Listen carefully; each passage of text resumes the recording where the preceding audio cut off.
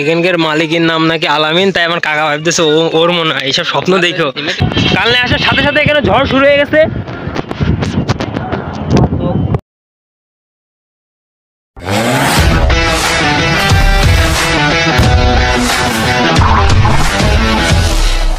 Hey, what's up guys? It's Mr Raj and welcome to my YouTube channel Mr Raj Vai. প্রতিদিনের মতো আজকের ব্লগে সবাইকে স্বাগতম। আজকে আমরা যাচ্ছি মাথাভাঙায় ঘুরতে। তো তোমরা চলো, আজকের ব্লগটা হবে মাথাভাঙায় যে। তো চলো যাওয়া যাক মাথাভাঙা। আচ্ছা, মাথাভাঙা কিন্তু আমরা কেউ চিনি না, আমরা এখানে রাস্তায় যেতে যেতে লোকের কাছে শুনতেছি আর যাচ্ছি।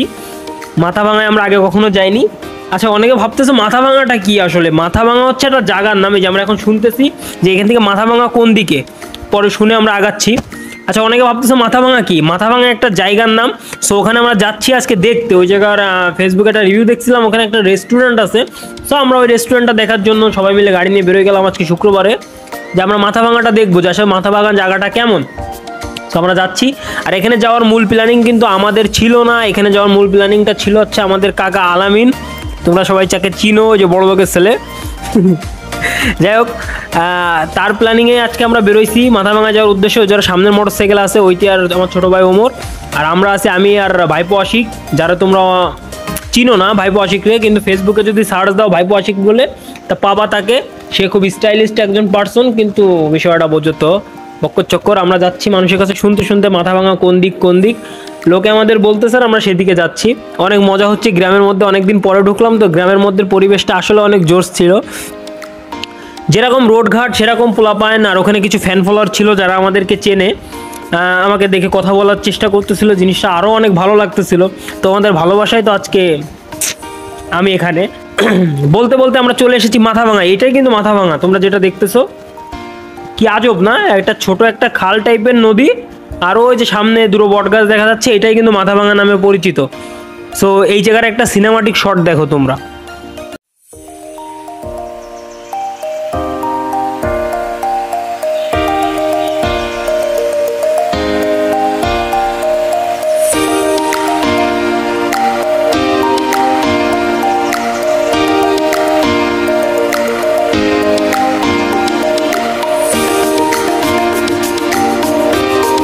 এই জায়গাটা দেখার পর আমরা সবাই কাকারে অনেক চোদন দিচ্ছিলাম যে কোন জায়গা দেখাতে নিয়ে আইসো, এই জায়গা কি কেউ আসে দেখতে? এটা শুক্রবারের মতো দিন, আমরা একটা ভালো জায়গায় যাব ঘুরতে, তা না তোমরা নিয়ে আইসো মাথাভাঙা একটা বাগানের মধ্যেই ছোটোখাটো একটা বট গাছ আর ছোটো একটা রেস্টুরেন্ট, এটা দেখাইতে। এটা একদম বাজে জায়গা, আমাদের প্রথম ইমপ্রেশনই ভালো লাগেনি। এখন আমরা এই জায়গার রেস্টুরেন্ট, কিন্তু কাকা যেহেতু নদী ভক্ত, সে এখানে পাশে নদী, আবার এই জায়গা মাথাভাঙা একটা নতুন জায়গা দেখেছে, অনেক খুশি। এই জন্য পাট দেখো তার, সে খুব পাটে পুটে ছিল, কিন্তু আমাদের কাউরে জায়গাটা ভালো লাগেনি। এই যে আশিক ভাইয়া, ভাইপো আশিক, সে কাকারে বারবার বকতেছিল, আরে কোথায় নিয়ে আসলো আজকে শুক্রবার, আমরা ফুলের রাজ্য গদখালি যেতে চাইছিলাম, তাও আমরা যেতে পারলাম না, হাবি যাবি এই নিয়ে সবাই কষ্টে ছিল। ছোটো ভাই ও অনেক হাসি ঠাট্টা করতেছিল যে কোথায় নিয়ে আসলা দেখার মতো। আমিও বলতেছিলাম যে আসলে এমন একটা জায়গায় নিয়ে আসলা, আমরা ভাবছিলাম মাথাভাঙা মানে জায়গাটা খুব ইমপ্রেসিভ হবে, বাট কোনো ইমপ্রেসিভ কোনো জায়গা না, এটা জাস্ট একটা সিম্পল প্লেস। কিন্তু মাথাভাঙা বলে নামটা একটু ইউনিক, যার কারণে আমাদের এমন লাগছিল। জায়গাটা আমাদের কারোরই ভালো লাগেনি। আচ্ছা, এই জায়গাটা মাথাভাঙা কেন হলো, এই জায়গাটা নিয়েও তোমাদের মধ্যে অনেক মিশ্র প্রতিক্রিয়া থাকতে পারে। আমরা ওখানে একজনের কাছ থেকে শুনলাম যে এই জায়গাটার নাম মাথাভাঙা কেন হলো। এই জায়গার মাথাভাঙা নাম হওয়ার কারণ, এখানে চার সাইডে চারটা গ্রাম, আর এটা হচ্ছে মাঝখান, এই জন্য এখানে মাথা বলে। আর মাথাটা যেহেতু এখান থেকে ভেঙে গেছে, যার কারণে এই জায়গার নাম বলে মাথাভাঙা, আমি যতটুকু শুনলাম। এই জন্য এই জায়গার নাম মাথাভাঙা হয়েছে। আর এই জায়গার রেস্টুরেন্টে একটা ভিডিও ছাড়ছিল ফেসবুকে, সো যেটা দেখে আমরা মনে করো ভাবছিলাম যে এখানে হয়তো ভালো কিছু, কিন্তু আসলে কিছুই না। সো এখানে আসার কারোর কোনো দরকার নেই যারা আসতে চাও।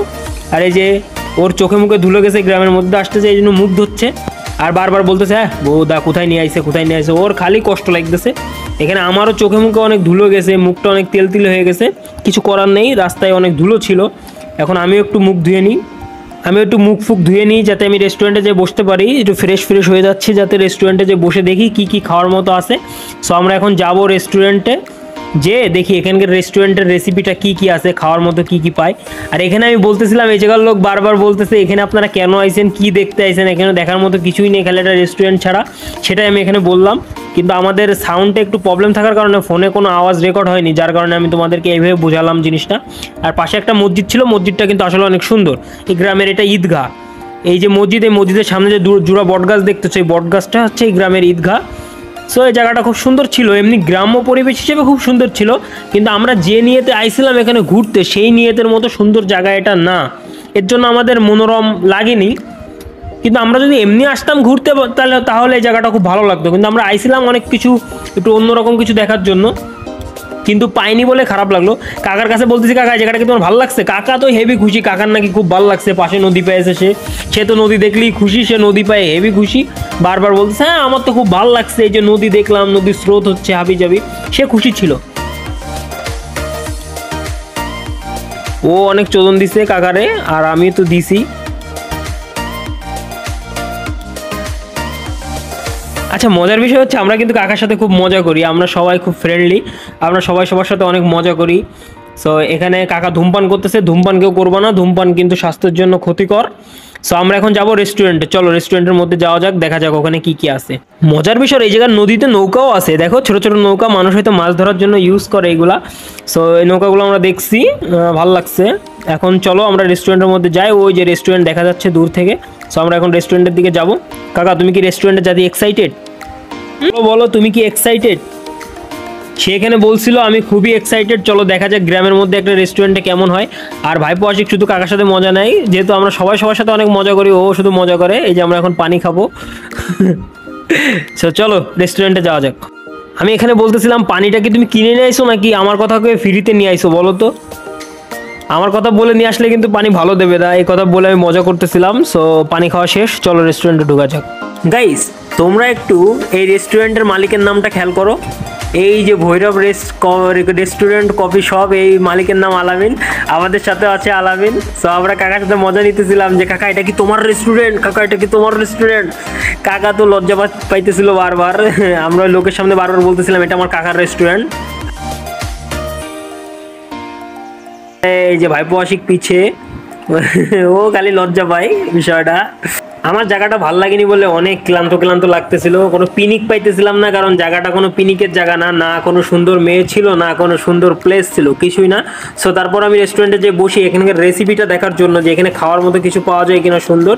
সো তোমরা রেসিপিটা একটু দেখো এখানে কি কি আছে, দেখো আমার এখানে খাওয়ার মতো আমি কিছুই পাইনি। সো তোমরা দেখো তোমরা এখানে খাওয়ার মতো কিছু পাও কি না। আমি তোমাদেরকে রেসিপিটা দেখাই, রেসিপিটা দেখো। আমার এখানে আমি যেসব খাই সেসব জিনিস কিছুই এখানে ছিল না, আর এখানে সব লো বাজেটের খাবার আমি দেখলাম যেটা, যার কারণে আমি এখানে অর্ডার দেওয়ার মতো কিছু পাইনি, এর জন্য আমরা এখানে কিছু খাইনি।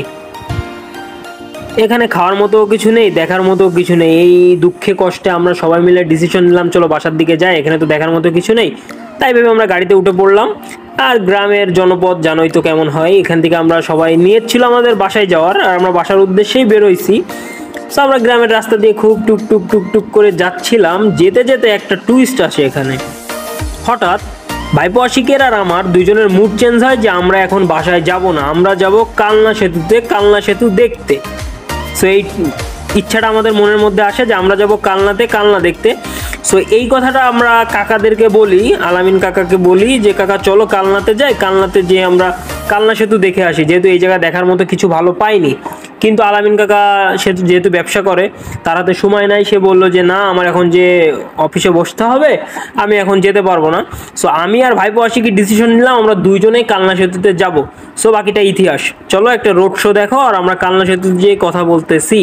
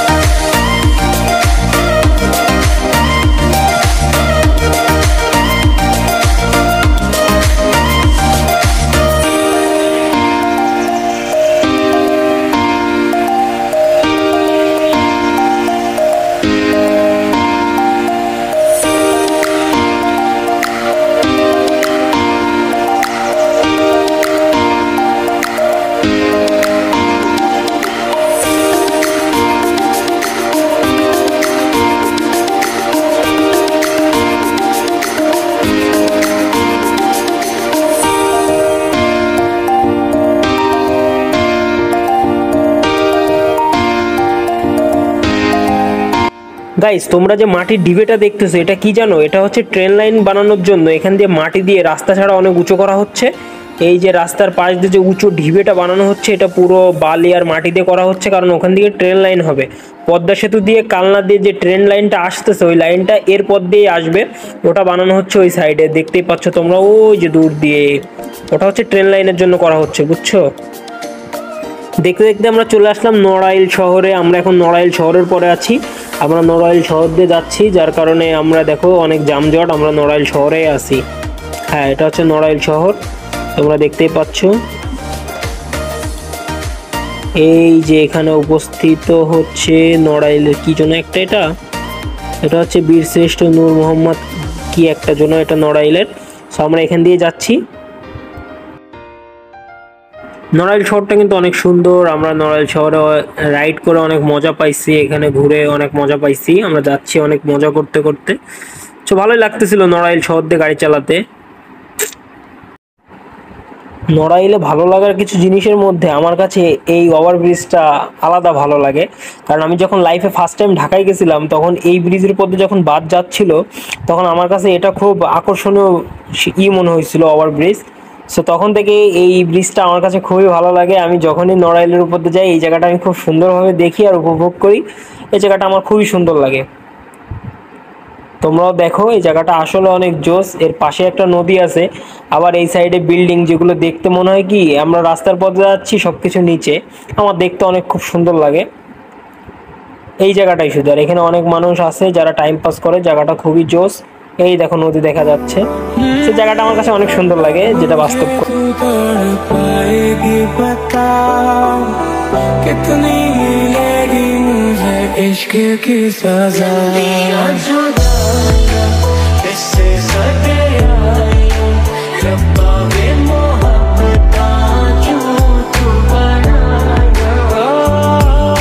এখান থেকে কিছু ভাই ব্রাদারদের সাথে আমার দেখা হলো, যে ভাইরা আমাদেরকে গার্ড দিয়ে নিয়ে যাচ্ছিল। আমরা এই যে যাচ্ছিলাম, যেতে যেতে ভাইদের সাথে দেখা, তারা আমাদেরকে খুব সুন্দরভাবে নিয়ে গেল। সো আমরা তাদের সাথে অনেক এনজয় করতে করতে করতে করতে যাচ্ছিলাম।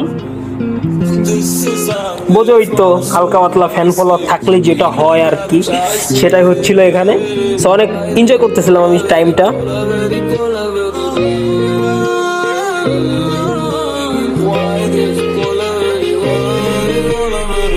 এখানে সার্জেন্ট থাকার কারণে ভাইয়েরা এখানে এই পর্যন্ত আসতে পারলো না, যেহেতু তাদের গাড়ির কাগজপাতি ঠিক নেই, তারা এখান থেকে ব্যাক চলে গেছে। আর আমরা যাচ্ছি কালনাতে। সো আমরা এই যে কালনা ব্রিজে উঠতেছি, সেতুতে আর কি, কালনা সেতুতে আমরা উঠতেছি। এই যে আস্তে আস্তে আস্তে আস্তে আমরা উপভোগ করতে করতে উঠতেছিলাম। আর এখানে হালকা পাতলা তখন বাতাস ছাড়ছিল, কেন জানি না। তোমরা এই জায়গাটা একটা সিনেমাটিক শটের মাধ্যমে উপভোগ করতে থাকো।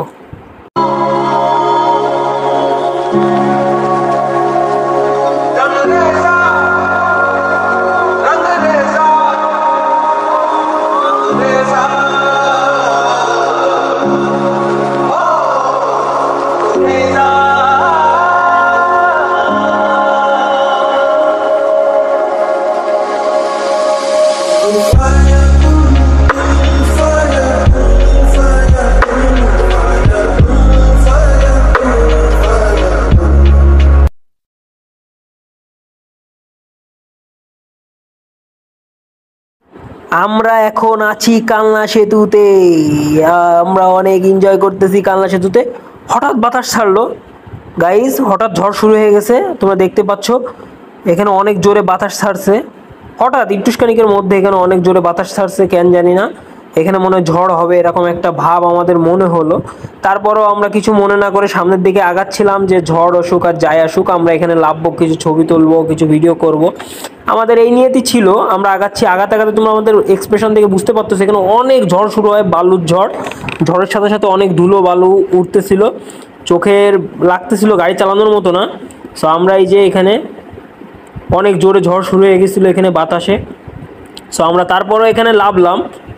লাভার পরে তোমরা দেখতে পাচ্ছ এখানে অনেক ঝড়, যে গাছপালা সামনে তো চলে আসতেছে, লোকে দৌড়দৌড়ি শুরু করছে যে এখানে ঝড় হবে, এখন বাতাস হবে। এর জন্য আমরা তাড়াতাড়ি এই গাড়িতে উঠলাম, উঠে যশোরের উদ্দেশ্যে আবার ব্যাক করলাম। আমরা ওখানে লেবে না পারলাম একটা ছবি তুলতে, না পারলাম ভিডিও করতে। আমরা রানিং আবার মানে লেবে একটা ছবিও তুলতে পারিনি, এত তাড়াতাড়ি ঝড় শুরু হয়ে গেছে। লেবে আবার গাড়িতে উঠলাম, উঠে যে আমরা বাসার উদ্দেশ্যে ব্যাক করতেছি। আমাদের কপালটা এতটাই খারাপ, আমরা এত কিলোমিটার দূরে আসলাম, একটা ছবি ভিডিও করব, একটু ঘুরবো ফিরবো, কিন্তু পারলাম না শুধু এই ঝড়ের জন্য। এর জন্য আমরা সঙ্গে সঙ্গে আবার গাড়িতে উঠে ব্যাক করতেছি। এই যে দেখতেই পাচ্ছ, আমরা আবার বাসার দিকে রওনা দিলাম। কিছু করার নেই, এখানে অনেক জোরে ঝড় শুরু হয়েছিল, কিছু করার ছিল না এখানে। এই যে সব গাড়ি যেমনি সেমনি চলতেছিল, আমরা রং সাইডে না পেরে চলে যাচ্ছি, কারণ এখানে অনেক জোরে ঝড় শুরু হয়েছিল। আর আমরা যেহেতু দুইজন ছিলাম, সো আমরা বেশি রিস্ক নিইনি, আমরা তাড়াতাড়ি বাসার উদ্দেশ্যে রওনা দিছি। আমরা রং সাইডে হলেও বাসার উদ্দেশ্যে রওনা দিছি।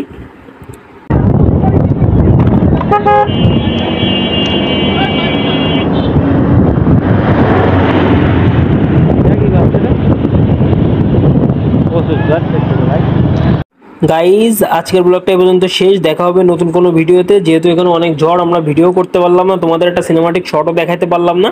সো দেখা হবে নতুন কোনো ভিডিওতে। এই পর্যন্ত টাটা, সবাই ভালো থেকো, নামাজ কালাম পড়ো সময় পেলে। টাটা গাইজ, দেখা হবে নতুন কোনো ভিডিওতে, টাটা।